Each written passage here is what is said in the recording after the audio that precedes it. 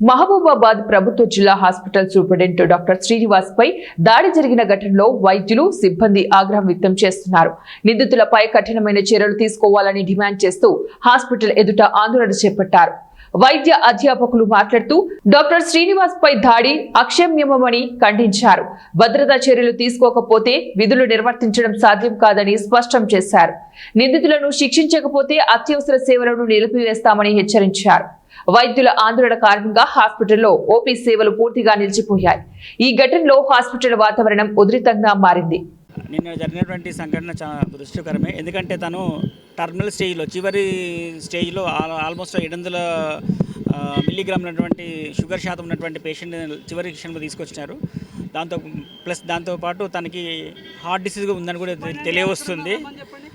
So ఆ టైంలో మా డాక్టర్స్ ఇమీడియట్గా క్యాజువాలిటీ అటెండ్ చేసేసి దాని తర్వాత ఐసీ షిఫ్ట్ చేసి దాన్ని చేసే క్రమంలో కార్డియాక్ అరెస్ట్ చనిపోయింది. చాలా మేము విచారిస్తున్నాము. At the same time doctors అందుబాటులో ఉన్నారు, ట్రీట్మెంట్ చేసినా కూడా మేము రివైవ్ చేసుకోలేకపోయినాము. బట్ థింగ్ ఈజ్, ఇప్పుడు జరిగిన ఇన్సిడెంట్ అంటే ఆ తెల్లారి వాళ్ళు ఎఫ్ఐఆర్ చేశారట. ఎఫ్ఐఆర్ అయిన తర్వాత కూడా దాన్ని డ్యూ కోర్స్ ఆఫ్ టైంలో లా ఏ విధంగా ఉంటే ఆ విధంగా చేసుకోకపోతుంది.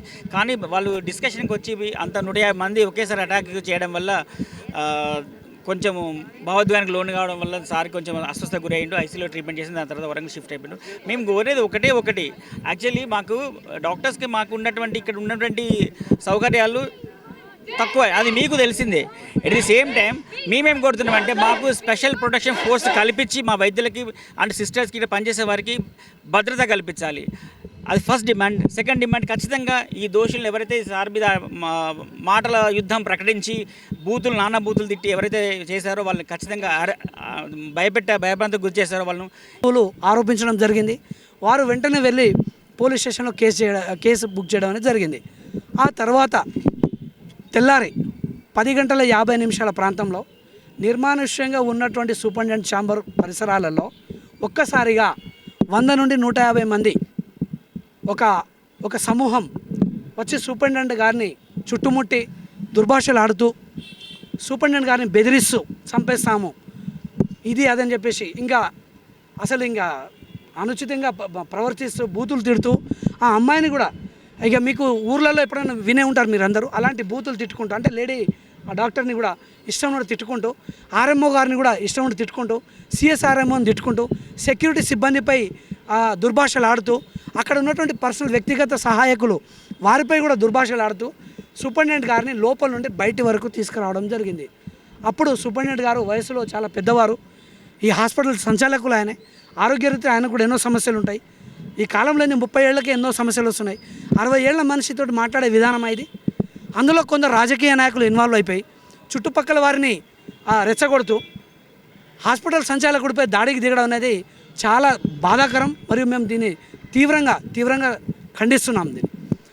ఈ ఘటన జరిగి 24 గంటలు అయింది.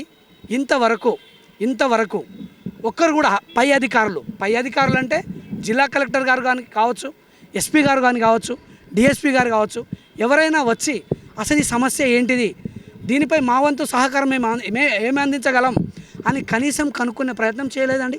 ఇప్పుడు కలెక్టర్ గారు సూపరింటెండెంట్ తోటి మాట్లాడి మీరు రండి నేను మీతో మాట్లాడతానంటే ఇక్కడ జరిగింది సూపరింటెండెంట్ మీదనేనండి. ఇంకా కలెక్టర్ గారు అక్కడ పిలిచి ఇంకేం ఆయన ఈ సమస్యకు పరిష్కారం వెతుకుతారు. ఇక్కడికి వస్తే కదా తెలిసేది. కలెక్టర్ గారికైనా, ఎస్పీ గారికైనా, స్థానిక ఎమ్మెల్యే గారికైనా ఇక్కడికి వచ్చి మీ యొక్క సమస్యలు ఏంటో అని చెప్పేసి బహిరంగంగా అడిగితే మేము ఆ సమస్యలు ఏంటో చెప్తాము. కనీస బాధ్యత. ఇప్పుడు మీరందరూ విలేకరులు ఉన్నారండి, రక్షణ లేని ప్రాంతంలో మీరు వెళ్ళగలుగుతారా? ఒకప్పుడు బీహార్లో విలేకరులను ఎలా చంపేవారు, మహబూబ్నగర్లో